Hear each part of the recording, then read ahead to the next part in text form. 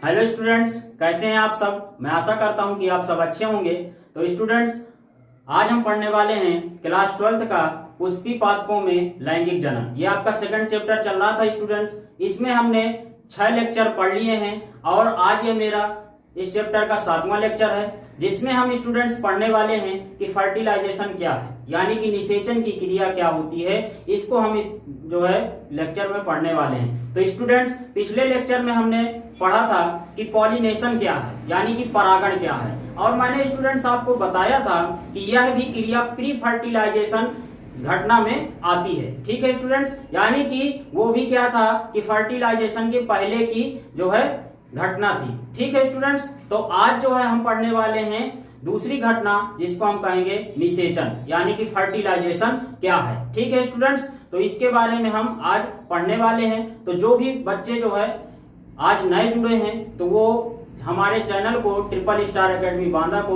Subscribe जरूर कर लें और साथ ही बगल में घंटी का बटन अवश्य दबा लें, ताकि हमारे नए वीडियोज के नोटिफिकेशन आप तक पहुंच सकें सबसे पहले।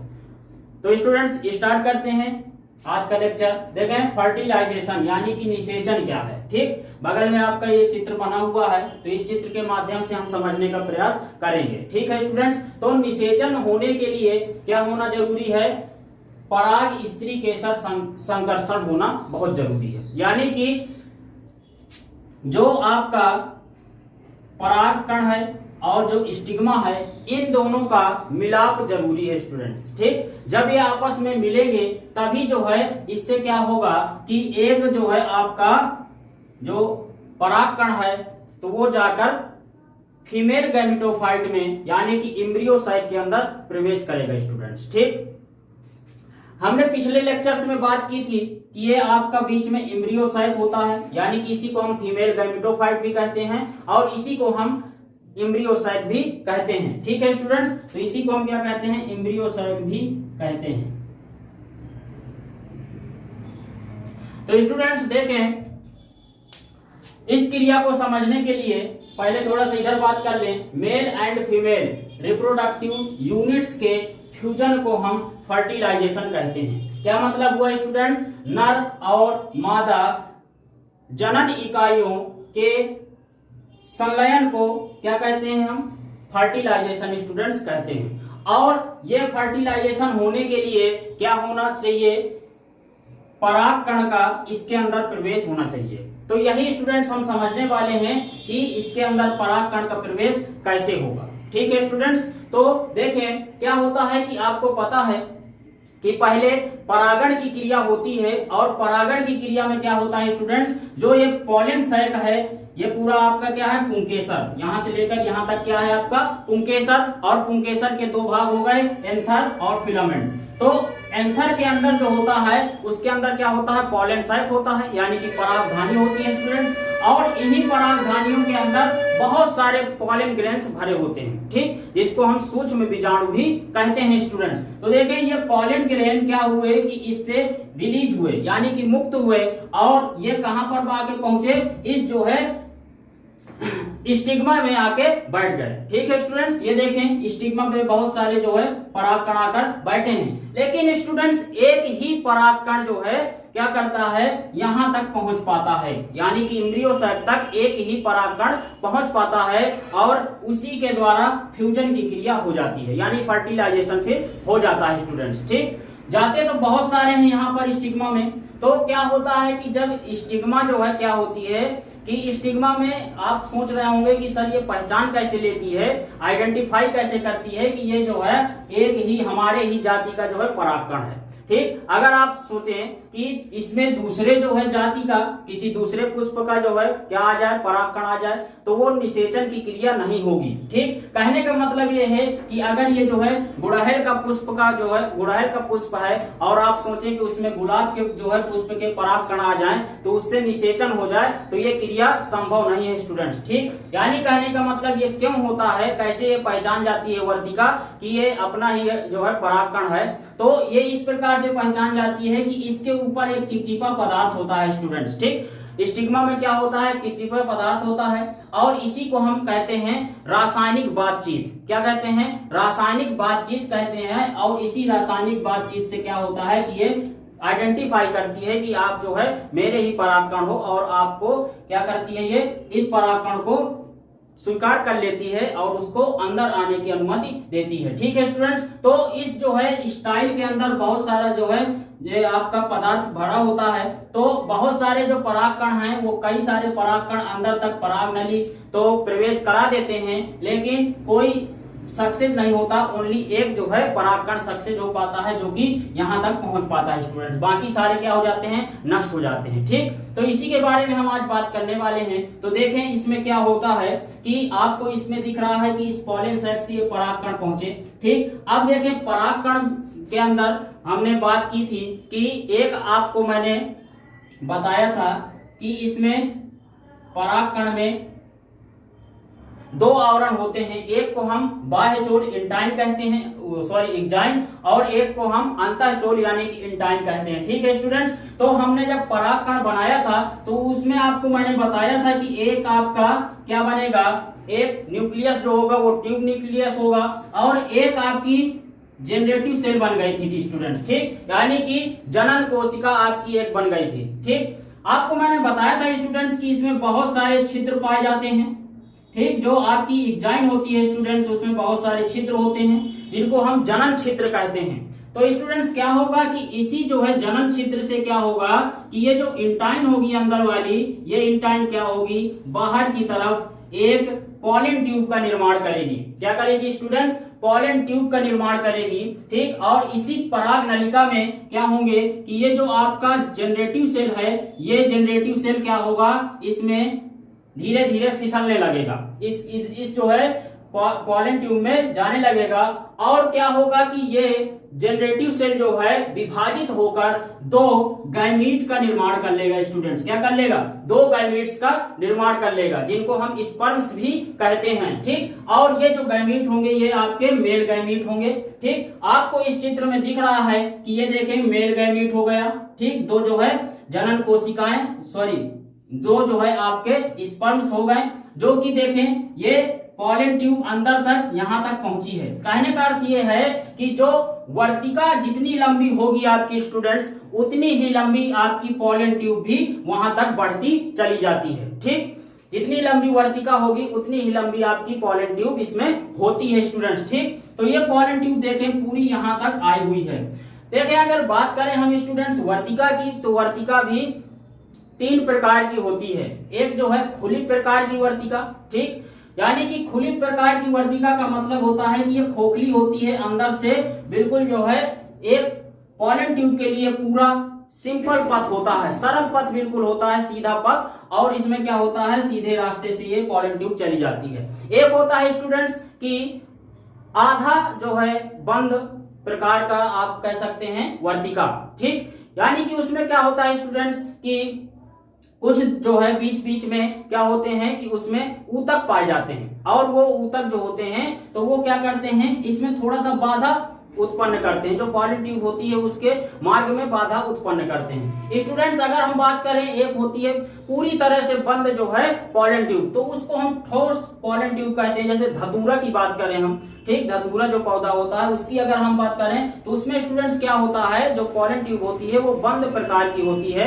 तो उसमें क्या होता है कि जो पॉलन ट्यूब होती है वो दाएं बाएं से कहीं से जो है प्रवेश कर जाती है। ठीक, उसमें जो अंतराकोशिकीय अवकाश होते हैं, सेल्स होती हैं, उन्हीं सेल्स के द्वारा कहीं ना कहीं से वो प्रवेश कर जाती है स्टूडेंट्स। ठीक, तो ये बात हो गई। तो यह आपको जो दिख रहा है ये आवृत बीजी का बना हुआ बिल्कुल खुले प्रकार का ये जो है स्टाइल यानी कि वर्तिका है। और इस वर्तिका में देखें स्टूडेंट्स तो ये पूरे जो है पॉलन ट्यूब यहां तक आया है। अब देखें स्टूडेंट्स क्या होता है कि पॉलन ट्यूब में बात करें तो इसमें क्या होगा, पॉलन ट्यूब में, ये पॉलन ट्यूब में आपके दो क्या हो गए, गैमीट्स हो गए। ठीक, अब इसके बाद इस जो है हमने मेच्योर जो है आपको बताया था मैंने कि एम्ब्रियोसाइट, मेच्योर एम्ब्रियोसाइट क्या होता है, तो ये देखें ये आपका माइक्रोपाइल वाला भाग है। ठीक, ये नीचे वाला जो भाग है आपका ये बीजांड द्वार वाला भाग है, और ये ऊपर वाला जो भाग है वो चैलाजा वाला भाग है। ठीक है स्टूडेंट्स, ये कौन सा है, ये चैलाजा वाला भाग है। ठीक, तो इसके अंदर देखें तो ये चैलाजा वाला जो भाग होगा तो ये आपकी जो सेल्स हैं 3, ये एंटीपोडल सेल्स हो गई। क्या हो गई, ये आपकी एंटीपोडल सेल्स हो गई। कैसी, एंटीपोडल सेल्स हो गई। ठीक, अब इसके बाद हम बात करें स्टूडेंट्स तो ये बीचों बीच जो है आपके ये क्या हैं, ये आपके पोलर न्यूक्लियाई हैं। क्या हैं, पोलर न्यूक्लियाई।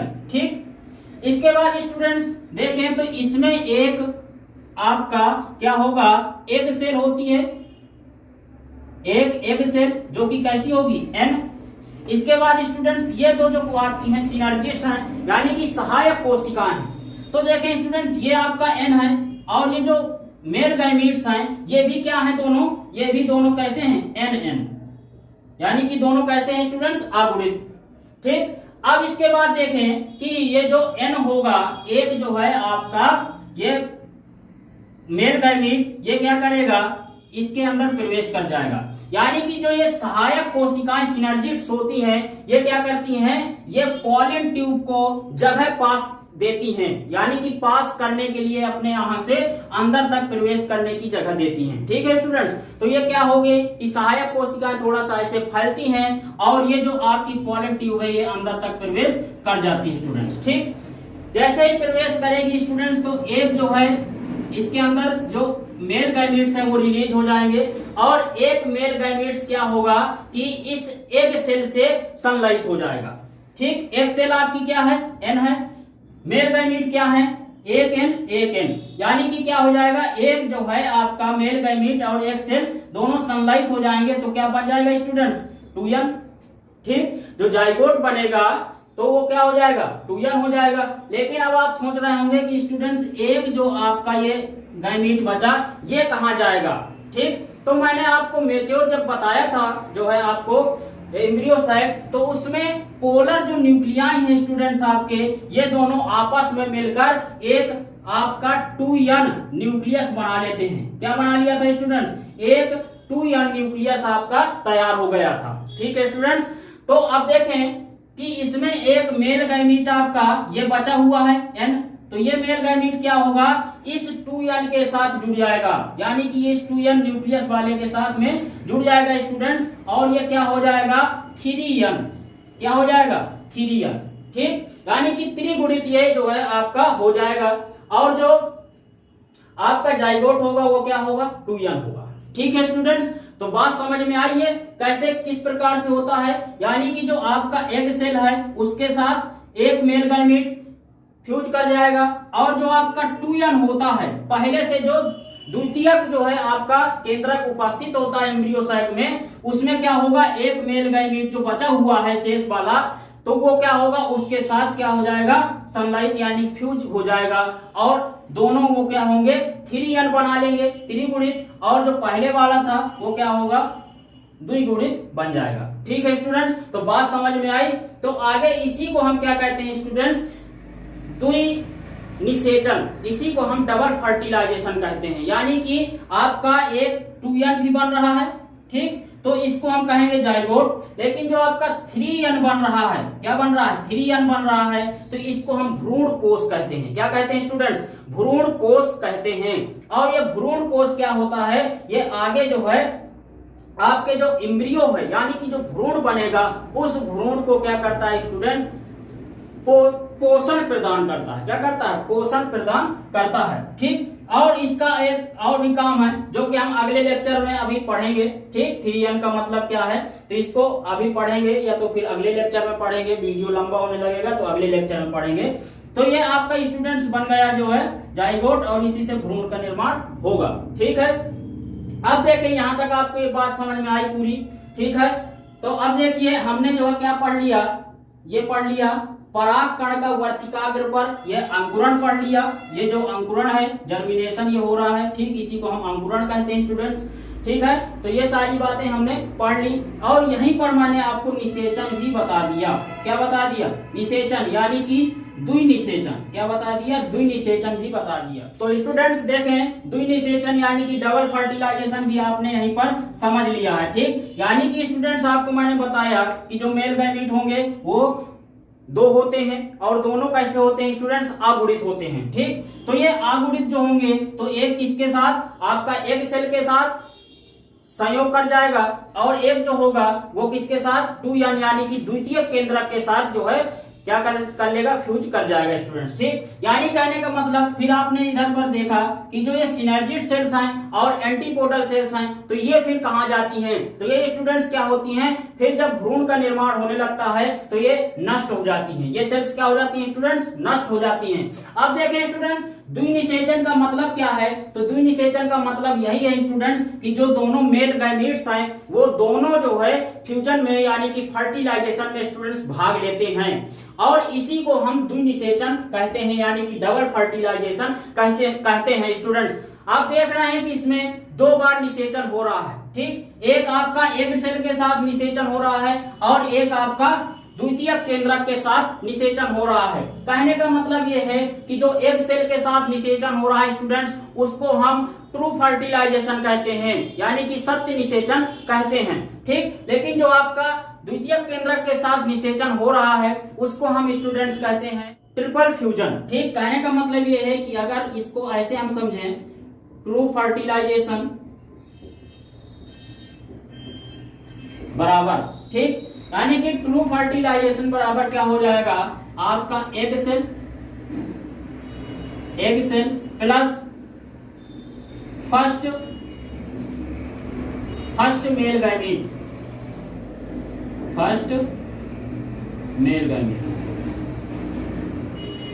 ठीक है स्टूडेंट्स, फर्स्ट मेल गैमीट। तो क्या मतलब इसका हुआ, तो egg cell n first male gamete n।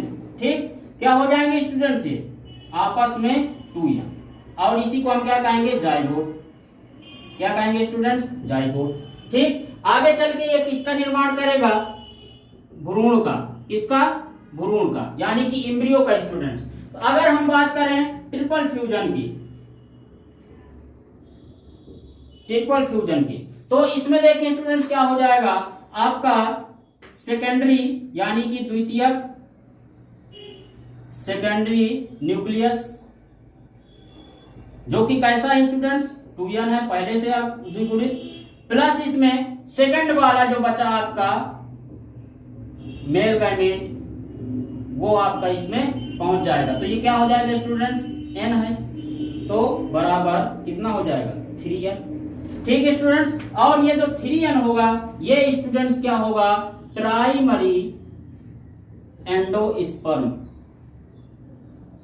क्या होगा, प्राइमरी एंडोस्पर्म यानी कि प्राथमिक भ्रूण कोष। ठीक, और यही आगे चल के भ्रूण कोष का निर्माण करेगा एंडोस्पर्म का, और ये एंडोस्पर्म स्टूडेंट्स क्या करेगी, इस भ्रूण के पोषण के लिए सहायता प्रदान करेगी। ठीक है स्टूडेंट्स, इसके जो है जब ये क्या होगा, परिवर्धन होगा इसका, तो इसमें क्या करेगी स्टूडेंट्स, ये पोषण प्रदान करेगी। ठीक है स्टूडेंट्स, तो आपको ये बात समझ में आई इतनी। तो आज के हमने लेक्चर में पढ़ा कि किस प्रकार से जो है इनका इंटरेक्शन होता है आपस में, यानी कि परागकण का और स्टिग्मा का इंटरेक्शन कैसे होता है, इसको हमने जाना। दूसरी बात स्टूडेंट्स हमने जानी कि ये किस प्रकार से स्टूडेंट्स ये क्या होता है कि जर्मिनेशन कैसे होता है, यानी कि परागकण किस प्रकार से यहाँ तक अंदर तक इस जो है एम्ब्रियो सैक तक पहुंच जाता है, इसकी बात हमने कर ली। ठीक है स्टूडेंट्स, अब इसके बाद हमने द्विनिषेचन की भी बात कर ली। ठीक है स्टूडेंट्स, तो यहां तक आपका दो घटनाएं खत्म हो चुकी हैं। पहला प्री फर्टिलाइजेशन, ठीक, इसके बाद आज हमने खत्म किया फर्टिलाइजेशन। ठीक है।